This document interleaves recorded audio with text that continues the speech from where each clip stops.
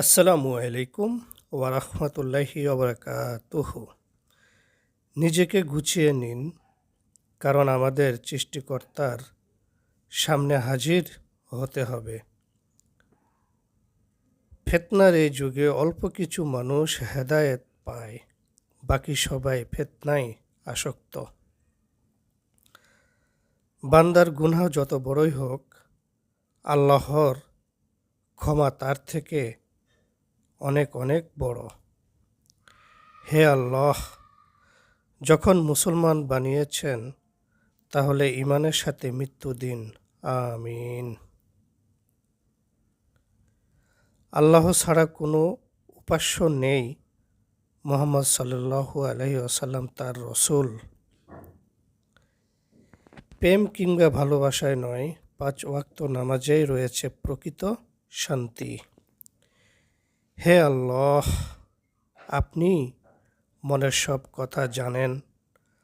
আমার স্বপ্নগুলো পূরণ করে দিন ইনশাআল্লাহ। শরীরের রোগের চিকিৎসা ফার্মেসিতে পাওয়া যায়, কিন্তু মনের রোগের ওষুধ একমাত্র আল কোরআনে।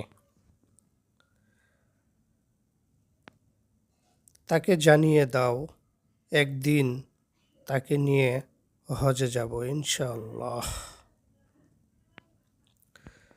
সব কিছু ত্যাগ করব, যা আমাকে আমার রবের কাছে আরও প্রিয় করে তুলবে।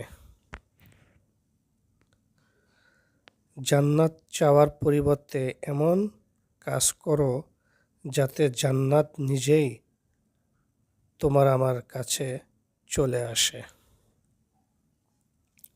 ভালো মানুষের সঙ্গ গ্রহণ করো, দেখবে মনও ভালো হয়ে যাবে ইনশাআল্লাহ।